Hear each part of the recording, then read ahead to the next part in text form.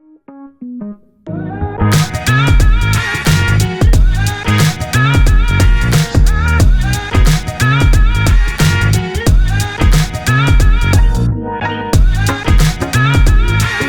up, ladies and gentlemen? It's Luo of Western Ethiopia. Y'all probably wonder where the beep I'm at today, man. Look outside. Look outside.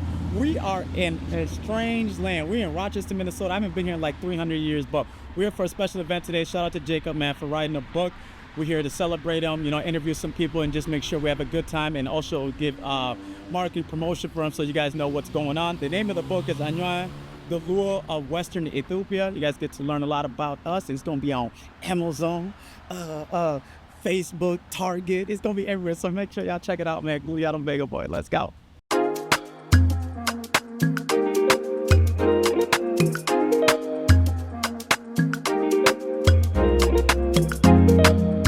Y'all know who she is, right? We don't gotta introduce her, but listen here, we got a couple questions for her, right? Yo, what's your favorite book, and like who's your favorite author? Stuff like that. I knew he was gonna ask you about this. I came prepared. Yeah. This is my favorite book right now. What? It's a great read. The author is Jekap Omod. He's an Anewaa, our very own. So I'm just supporting his book today here at the Griot Arts. Is that how you say it? I don't know. It's a newer thing. So we're excited. We're here. We're Anewaa. We're learning about our history today. So come check it out. Check that out over there. Yo. Yo.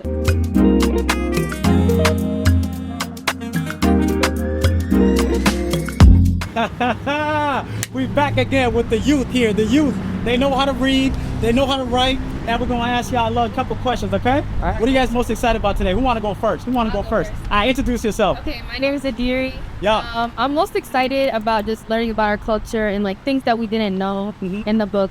So shout out Jekap for making this book. Yeah. My name is Sparkani. I'm most excited about hearing of the inspiration behind. Like they both said, I'm excited about learning, but I'm excited to learn about more about our culture and what motivated Jekap to write this book. Yeah, I'm eager to learn more about back home and stuff. You feel me? A lot of things that I may not know that I might learn in this book, so it's very good for our community to learn more about our culture. And I'm very excited to let you guys know that this is my first time here in Rochester in about 30 years, and Jekap brought me out. And listen, right, I get to learn a little bit about myself. You want me to read you a page? All right, come on.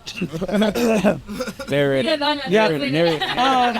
John, pull down. What am I got here? No, we're good. We're good. There's these left the board actually the science learning it's super exciting.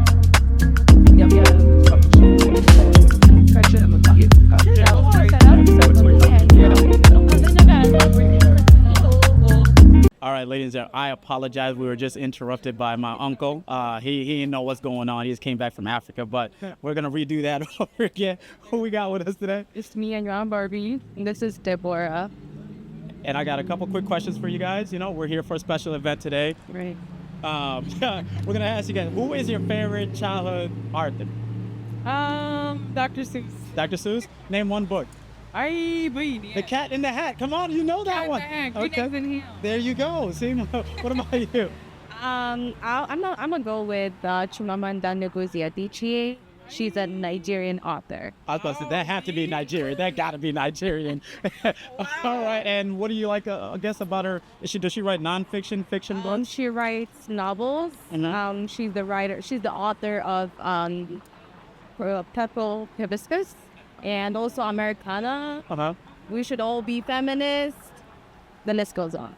Okay. Anything you want to say to the people and why we're here today? We're here for the book launch of Jekap Omod, which is Anewaa, the Luo of Western Ethiopia. And who he is to you?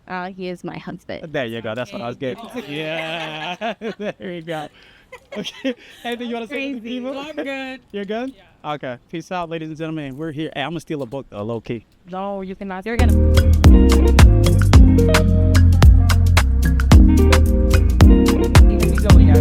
They worked that fast.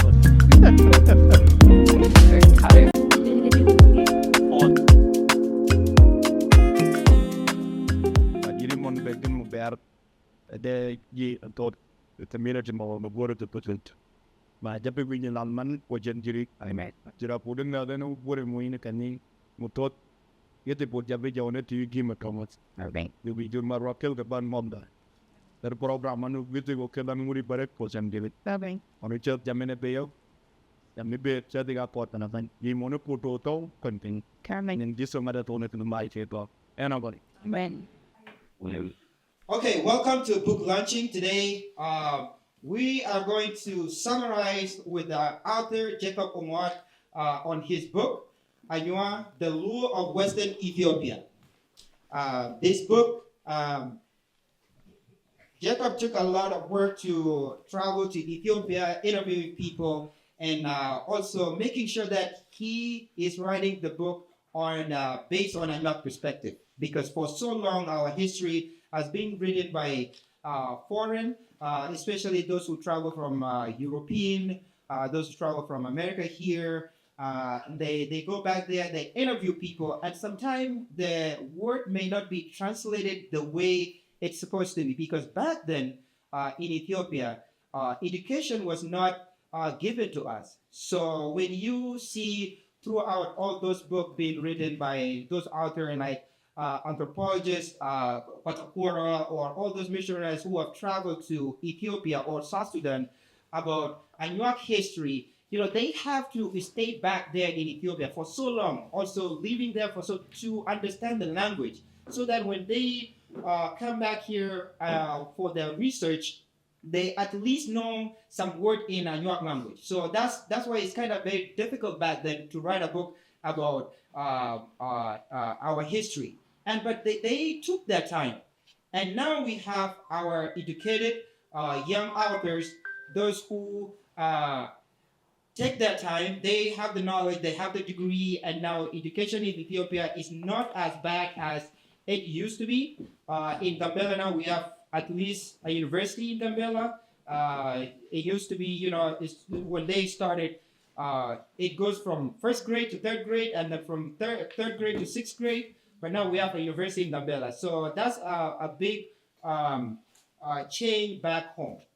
So I'm just giving you a background of history, where we come from and where we are here. And for most of you who were born in America and you haven't visited back home, the reality back home, sometimes when you go and visit and see how the struggle our people go through and come back here, you will be astonished to see that everything that our people go through back in Gambela. Some of the kids, they may not even have a book to read. Me growing up in Ethiopia, I did not have a children book, and when as Jacob said, when he was talking about children book, the only book that we know in our language is the Bible, the New Testament. So all others book is written in Amharic and also in other languages. So basically, we are being taught more about other cultures in Gambela in the book than our very own culture. So we have to be grateful that we are in America, a place that gives us opportunity to go to school and have more knowledge about our own history. So now my first question will go to Jacob, and then before I ask that question, I want to give the mic to my moderator to say a few words. Baba Jokamere.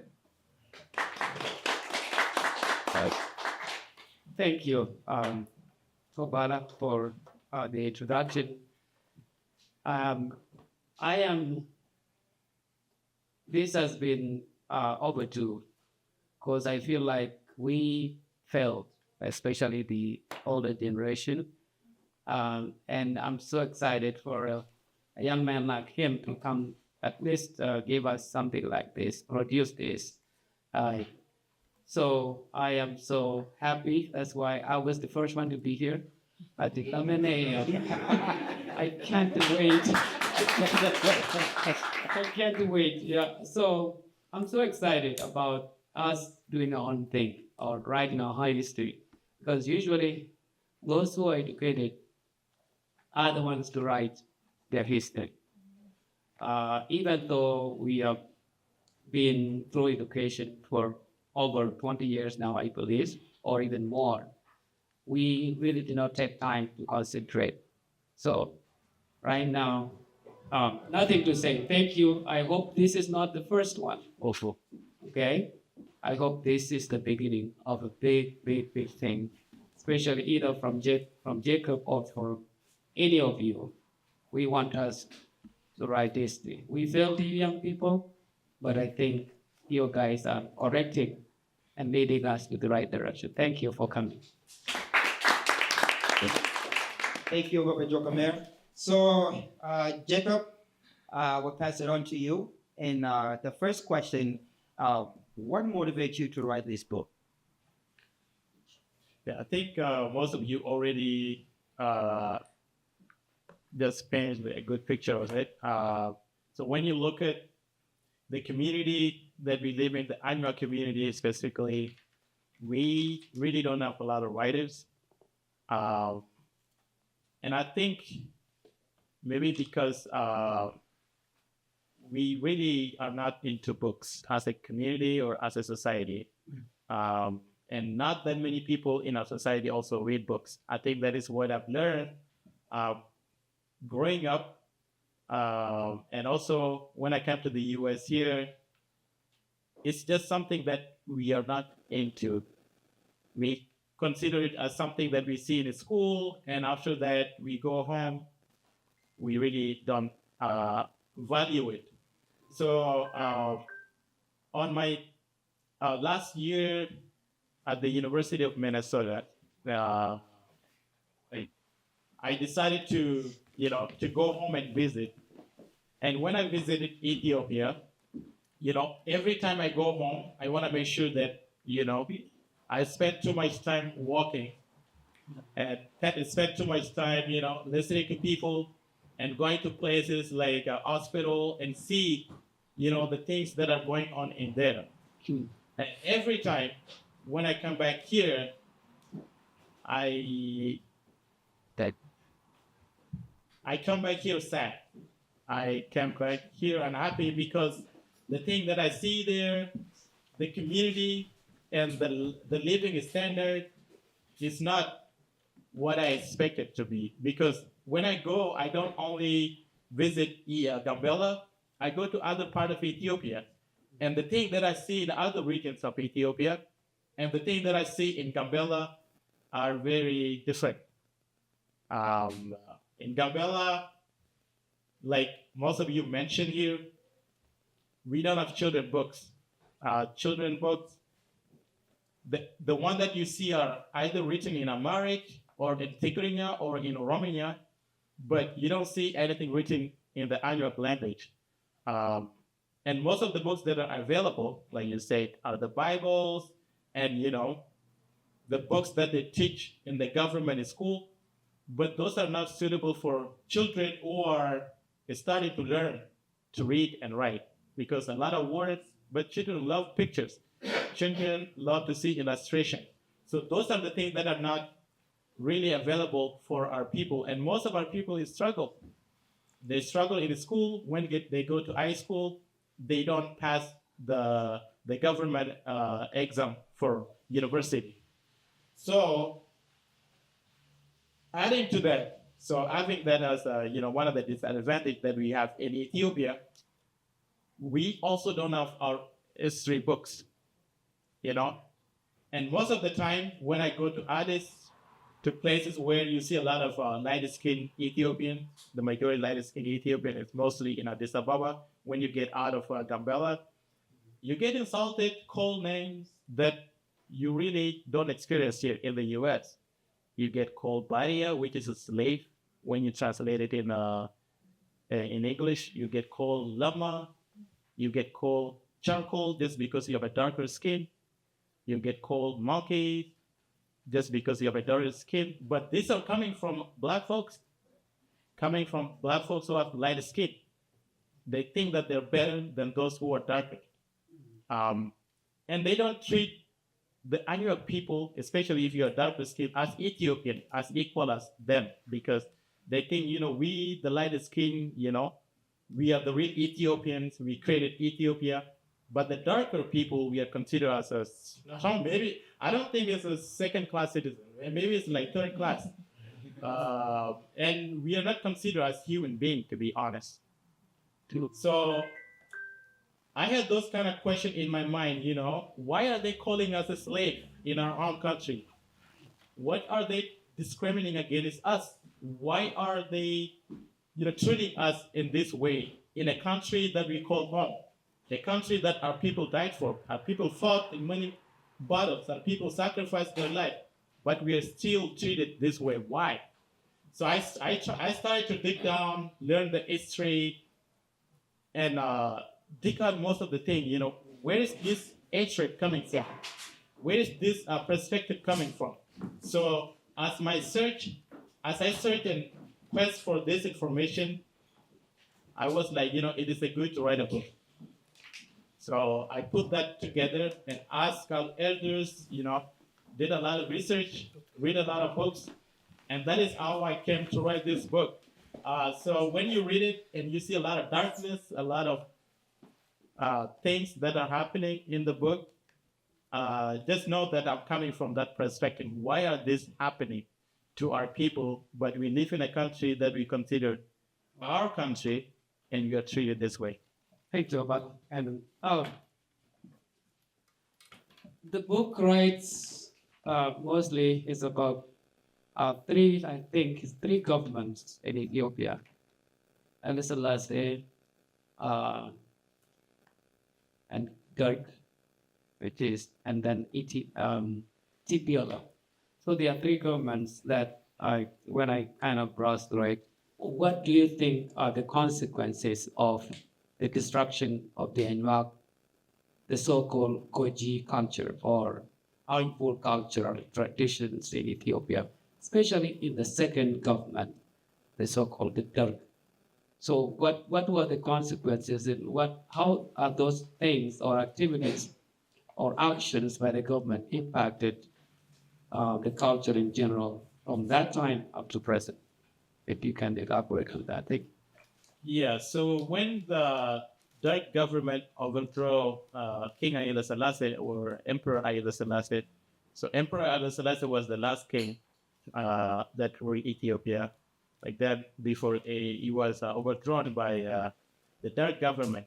So when the Derg government come to power, what they wanted to do is that they wanted to replace the kingship, or the leadership, the monarchy leadership that ruled Ethiopia, other than replace it with the socialist government. So when you look at Ethiopia, there are places that were ruled by kings or chiefs. And specifically when you come to Gambela kingdom, I would say that is the Gambela kingdoms, because there are a lot of kings in Gambela. That became a target for the Dutch government, because they're coming to replace this monarchy system with a socialist system. So they had to get rid of the Anywaa traditional leadership, which was the kingdomship and the chiefdom. So that is, I would say that is one of the things that they did that this pretty much weakened the Anywaa as a people. Because the Anywaa people, they have been ruling themselves using this system for generations. They had kings. Mostly if you go toward the little areas, and there are chiefs. When you go around by the, mostly by the Baro River, which is the Opino, people that live in that outbank of the river. So the Derg government basically destroyed the title and appointed those people as just mostly for us today is like pretty much the leader of Kabale, or someone that Balapat, that's what they call it in Amharic, which is it's nothing from a king to Balapat, or from a chief of the entire area to be brought to that. Basically, they are the agents. They were made as the agents of the Turkish government. I want you to walk us through what was the main tactic that keep Anywaa strong before all this kingship and chiefdom being destroyed. So King Menelik is the king of Ethiopia. Um, at that time, there was no Ethiopia. It was a king in the northern part of Ethiopia that wanted to create the modern Ethiopia that we have today. So what King Menelik did is that to create the Ethiopia that we have today, he has to invade other territories that are around the Ethiopia. That is around the Aksum kingdom. So what he did is that he expanded his territory. He expanded to the Oromo regions. He expanded to the Anywaa kingdom, and also made a deal with the British to cut the Anewaa kingdom into two. So I think there are more detail of that in the book, but I think that the main important thing that we need to take is that even though the Anewaa kingdom was cut into two by the British and King Menelik, the Anewaa people maintain their autonomy. So they still control their territories, they still control their areas because of the two systems that we just talked about, the kingdomship and the chiefdom. What made them strong is that these two political systems in the Anewaa leadership, they were so organized that if you compare it to the modern, government systems that we have today, it's very similar. But back then, there were no education. And I was so surprised and I was so shocked how organized they were, because they have the Ministry of Military, the Ministry of Foreign Affairs, the Ministry of this, the Ministry of this, the Ministry. They were so organized that everyone within their leadership, they managed it very well. So the Ministry of Military, when there is an invasion that is coming, or let us say the Amara, because at that time there were the Amara slave raiders that come and raid the area, take people as a slave, take them to the north, and there was a selling going on with the Arabs countries, which is they come invade these people, take them as a slave. Most of them, they are forced to work, in the farm of those rich in the northern area. Some of them in the Addis Ababa, which is now the capital city of Ethiopia. Some of them are working in the houses. Some of them are, keeping the sheep and the cattle, so forth. So the Anewaa people were able to fight back.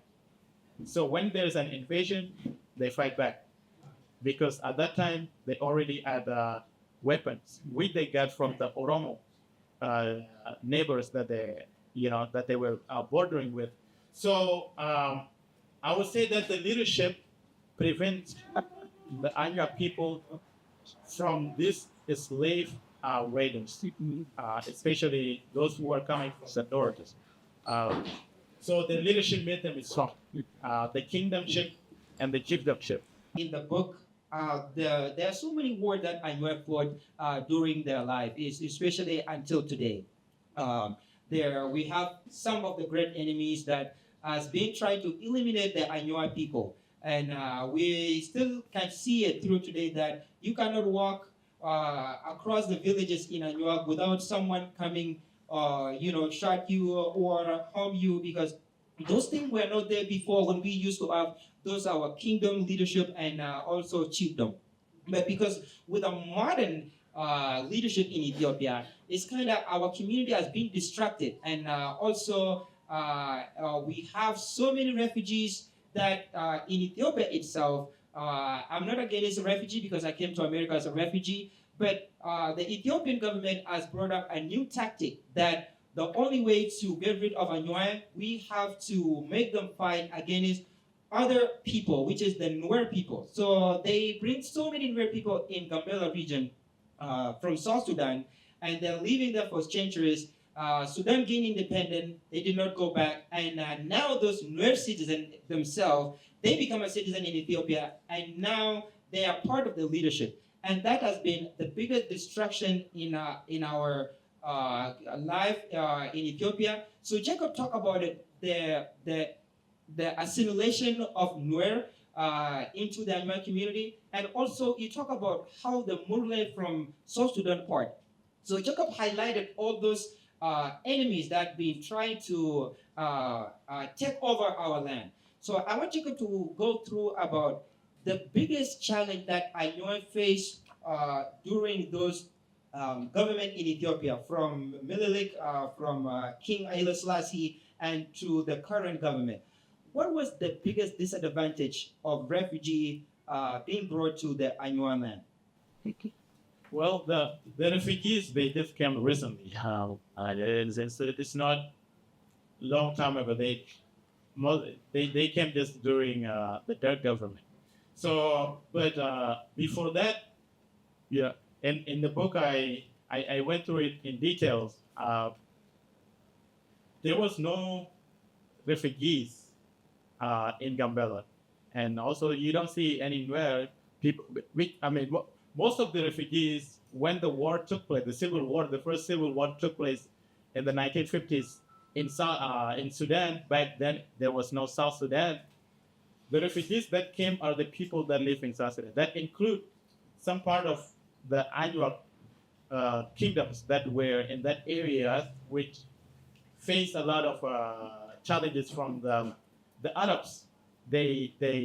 Some of them came to to the other areas to survive that. But that was used by other people as a way to encourage it to invade the Anuak land. For example, there were the Dinka that came, there were the Equatorial people that came, there are the Shilluk people that came. There are a lot of different ethnicity from Sudan that came to Ethiopia as refugees. But when the war was over, they went back to their country, which is now considered as South Sudan. But the one tribe that did not went back is the Nuer. Even before 1940s, you cannot find anywhere in Gambela area. When they come from their countries, they cross the border, they sell their cattle, the goats or the cows, and then they buy salt, they go back. But also when they came to the Anuak lands, they asked the chiefs of the areas. Most of those areas are by the Openo or the Baro Bank. They asked the chief to come, with their cattle, because these people are nomadics. So they use the pastoralists. They use the animals, to sustain themselves and also as their economy. So they have a lot of cattle.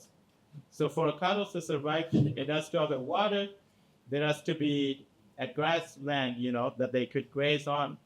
So the Anuak, because the Anuak people, most of them live by the rivers, their lands become a target for these people, because during the dry season, these areas are very fertile. There's green grass, there's water, there's rivers, it's very suitable for the animals. So they come and they ask the chief, and then they settle there during the dry season. And when that is over, they go back to the area, which is way all deep into Sudan. They don't even border with the Anuak people.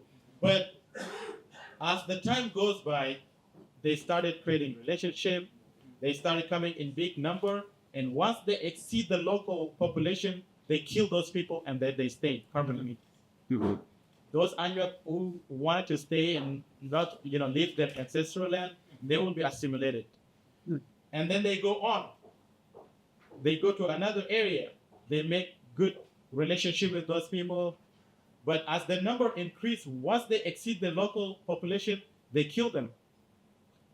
Some of the Anuak who survive, they run, and then they assimilate the others that stays. So this is something that is repeating until they get to what we call today as Gambela. That was just during the Dark government. When the civil war took place in Sudan, the international community, because they care about the humanity, they wanted these refugees to have a safe place to do. What they did is that, they said, okay, there's a big land, open land in Gambela. Why don't we bring these refugees into the area so that they could live here and survive and escape the violence that is happening in the Sudan, because the Arabs are killing them. They're murdering children. They're killing, all the Nilotic people, those who are dark skinned. So they have been displaced. So, but when they came to Gambela, the dark government made agreement with them and made them, bring them to power. And then they came up with what they call the urban refugees, which is Gambela town was actually at that time known as Sword, but they call it urban because it's better than the other areas. So based on that, they brought refugees and they brought to the center of Gambela, and they named that place a new land because that's a new land for them. So that is how the Nuer people get to come to Gambela area, and now they settle there. They say, now we are Ethiopian. Now we have a big population. We are the majority. This is our land. So this has been going on, and the government of Ethiopia, because they gain a lot of benefits from these refugees, from the international community, they use the refugees against the local population, also for their political agendas and purpose. But in the book, I went in detail. That's just a surface of it. I have you repeat or maybe elaborate a little bit. We, most of us here, not the young people who are born in this country, but we were in the camp in Kenya as refugees. And our experiences there is you don't touch a Kenyan animal or a Kenyan tree. So compared to Ethiopia, what freedom do they have as refugees under the UN Charter? Are they allowed to have guns or go and raid a village or occupy, and the government does not do anything in any country in the world by Ethiopia? The government of Ethiopia has its own interests. During the Derg government, I would say that Gambela was pretty much controlled by the refugees, because the local people have no say in what is going on.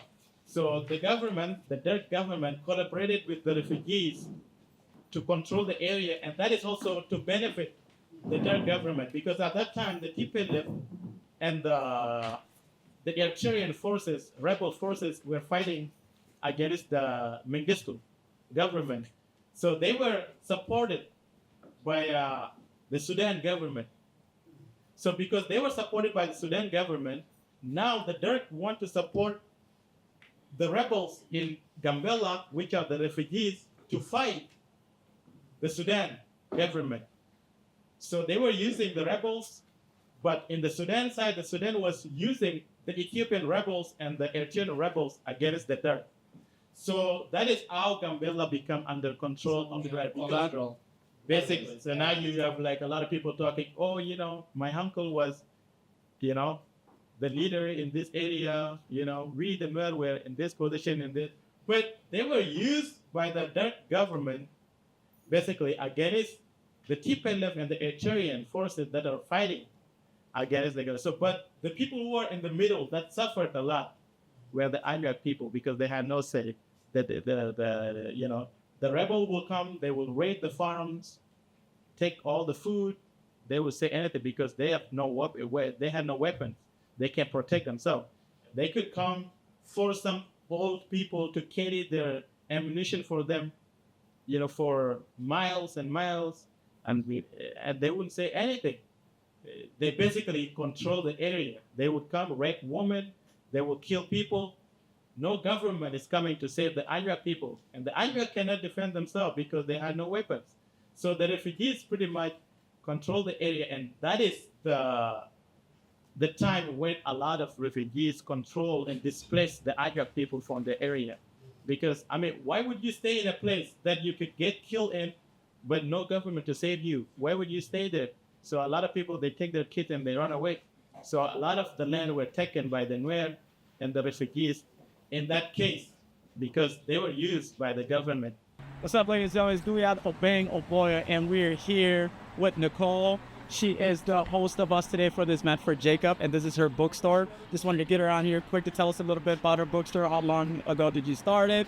What inspired you to start it? And then if I think of another question, we'll do it there. All right. Well, yeah, I'm Nicole. I've had this place for about 2 months, but really it's the culmination of like 10 years of dreaming about what a space that centers Black voices and BIPOC literature and art might look like in this community. And so I leased this space about 3 months ago, opened it up officially 2 months ago. It's a bookstore. It has books, all genres, all ages. There's a beautiful kids room in the back, but it also is an art gallery. And so I'm also trying to build creative community with other artists of color in this community and throughout Southeast Minnesota. Okay, that is awesome, first of all, because I would never in my life. I don't know when the last time in the library, but I would go to a place like this to grab books. So just for my own sake, how do you get things in here like books? Like what's the process? Yeah, there's different processes. I'm still learning. It's been like Bookseller 101. Right now I have accounts with different distributors. So one big distributor that they send their books out to Barnes & Noble, Target, all those places. So I have an account with them, and so I just order books directly from them. I also use a site that gives me remaindered books, so it's overstock books, so that I can buy them a little cheaper and restock the books because I'm just starting out. And then I get to work with authors like Jekap, who